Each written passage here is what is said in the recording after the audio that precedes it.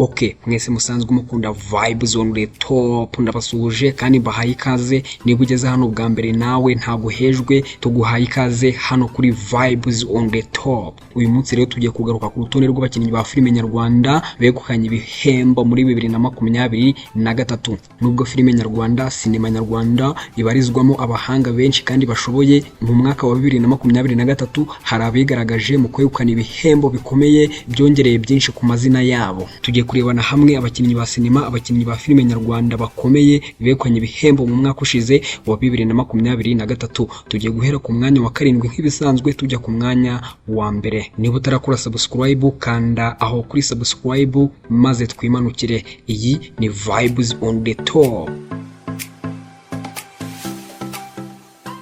Ku mwanya wa 7 turasanga Karinda Isaie. Karinda Isaie ni umukinnyi wa filime, umwanditsi wa filime, akaba n'umuyobozi wazo. Yatsindiye igihembo cya filime nziza y'umwaka mu mwaka wa 2023 cyitwa The First Future Film of the Year. Filime yashize hanze yiswe Above the Brave, igaruka ku mateka y'u Rwanda, yatumye yegukana iki gihembo kubera ubuhanga bwagaragaye muri iyi filime. Nyuma yo kwegukana iki gihembo, mu byishimo byinshi yatangaje ati, ni ibyishimo gusa, iki gihembo kinteye izindi imbaraga zo gukura cyane kugira ngo wongere kuri byinshi. Uwo ni Karinda Isaie ku mwanya wa 7 mu bakinnyi ba filime nyarwanda, mu bakinnyi ba sinema nyarwanda begukanye ibihembo bikomeye mu mwaka wa 2023.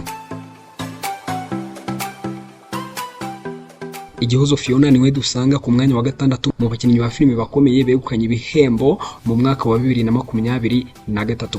Fiona Igihozo ukina muri filime Indoto Series yegukanye igihembo cy'umukinnyi mwiza w'umukobwa wafashije bagenzi be. Uyu mukobwa yegukanye iki gihembo cyatanzwe mu mwaka wa 2023 nyuma yo kugaragara ko ari we mukobwa, ari we munyarwandakazi ukina filime wafashije bagenzi be neza bakagera kuri byinshi. Uwo ni Fiona Igihozo ku mwanya wa 6 mu bakinnyi ba filime begukanye ibihembo mu mwaka washize wa 2023. Ku mwanya wa 5 turasanga Papa Sava mu bakinnyi ba filime bakomeye begukanye n'ibihembo bikomeye mu mwaka washize wa 2023. Yitwa Niyitegeka Graciane wamenyekanye nka Papa Sava, Seburikoko ndetse n'ayandi mazina bagiye bamwita bitewe nuko akina filime nyarwanda. Yegukanye igihembo cy'umukinnyi wa filime w'umugabo witwaye neza mu mwaka wa 2023 cyitwa Best Male Actor of the Year. Iki gihembo akaba yaracyakiriye kuwa 30 Mata muri 2023. Ubu ni Papa Sava, ubu ni Seburikoko ku mwanya wa 5 mu bakinnyi ba sinema bakomeye begukanye n'ibihembo bikomeye mu mwaka washize wa 2023. Naho ku mwanya wa 4 twasanga Shingiro Bola. Shingiro yegukanye igihembo gikuru mu byatanzwe hasozwa ikinamico Mashariki Africa Film Festival, byabaye ku nshuro yayo ya 9. Byari ku wa 5 tariki ya 1 Ukuboza 2023 mu muhango wabereye muri Kigali Conference and Exhibition ahazwi nka Camp Kigali. Yegukana igihembo gihwanye n'amadolari 1000. Filime ye yise Igihugu ishingiye ku nkuru y'umwana w'umukobwa n'umuryango we bahungiye muri Kiliziya Gatolika muri Jenoside yakorewe Abatutsi mu mwaka w'igihumbi 1994, yatumye atsindira igihembo cy'amadolari 1000, ni ukuvuga asaga miliyoni 1 mu mafaranga y'u Rwanda. Mu biganiro uyu mukinnyi wa filime yagiranye n'ibitangazamakuru yaragize ati, ntabwo navuga ukuntu ndi kwiyumva kuko biri hejuru cyane, ndishimye birenze. Uwo ni Shingiro ku mwanya wa 4 mu bakinnyi ba filime begukanye ibihembo bikomeye mu mwaka wa 2023.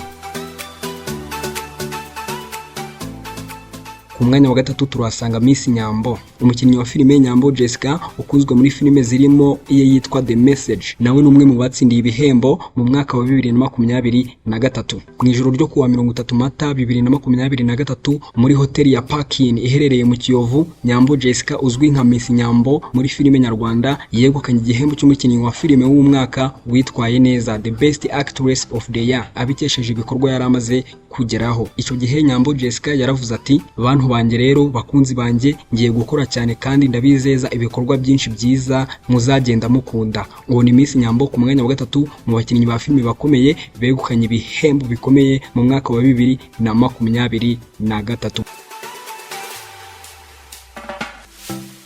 naho ku mwanya wa kabiri turahasanga Bahavu Jeannette mu bakinnyi ba filime begukanye ibihembo bikomeye mu mwaka wa 2023. Uyu ni umwe mu bagore bahagaze neza muri uyu mwuga wo gukina filime nyarwanda, sinema nyarwanda. Yitwa Usanase Bahavu Jeannette, yegukanye igihembo cya Rwanda International Movie Awards cyagenewe umukinnyi wa filime ukunzwe cyane kurusha abandi. Ku mugoroba wa tariki ya 2 Mata 2023, Bahavu yegukanye ibihembo bitatu birimo Best Actress of the Year, Best Series Film of the Year cyahawe filime ategura yise Impanga, ndetse n'igihembo cy'umukinnyi wa filime ukunzwe cyane kurusha abandi cyiswe People's Choice Award. Iki gihembo kikaba cyaramuhesheje imodoka nziza, imodoka y'agaciro ya T5 Dynamic Sedan yakozwe muri 2017.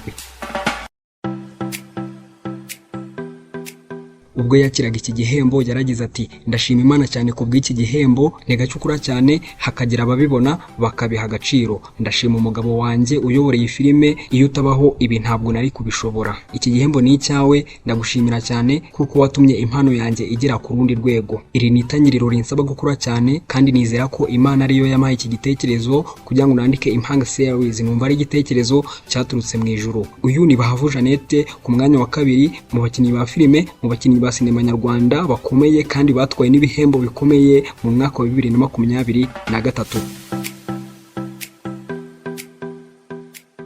Ndabizi neza ko aho tugeze ubu uri kwibaza ngo ninde uri ku mwanya wa mbere, ninde uyoboye abandi, ninde mukinnyi wa filime, ninde mukinnyi wa sinema nyarwanda uri ku mwanya wa mbere mu batwaye ibihembo bikomeye mu mwaka wa 2023. Ku mwanya wa mbere twasanga umukinnyi wa filime akaba ari n'umushoramari ukomeye, uwo nta wundi ni Alia Cool. Yitwa Isimbi Alliance, akaba yaramamaye mu myidagaduro nka Alia Cool, yegukanye igihembo cya Great Achiever Awards nk'uwagize uruhare rukomeye mu iterambere ry'imyidagaduro. Iki gihembo kikaba gitangirwa mu gihugu cya Nigeria. Alia Cool, umukinnyi wa filime ukomeye, umushoramari ukomeye, akaba ari n'umwe mu bagize itsinda rya Kigali Boss Babes. Abinyujije ku rukuta rwe rwa Instagram yaragize ati, ni iby'agaciro gakomeye cyane kuri njye kwegukana igihembo nk'iki cy'umwihariko kandi kidasanzwe, kubera ko ari igihembo gitangirwa muri Nigeria, igihugu gifite abanyempano benshi mu bijyanye n'imyidagaduro, mu gukina filime, ndetse kandi akaba nacyo muri Afurika gikomeye cyanditse izina ku isi. Uyu ni Alia Cool uyoboye abandi bose, uyoboye uru rutonde rw'abakinnyi ba filime bakomeye begukanye n'ibihembo bikomeye mu mwaka wa 2023. Ngayo nguko rero ni gutyo bimeze. Abo nibo bakinnyi ba filime mukunda, abo nibo bakinnyi ba sinema nyarwanda bakomeye begukanye n'ibihembo bikomeye mu mwaka wa 2023. Ese muri uyu mwaka turimo wa 2024 bizaba bimeze bite? Uzajya kurangira bimeze bite? Reka dutegereze turebe. Mwari kumwe nanjye Yurik, iyi ni Vibes on the Top. Ese waba wamaze gukora subscribe? Reka mbifuriza amahoro y'Imana, mugire umunsi mwiza, muhahe muronke, tuzasubira ubutaha turi kumwe.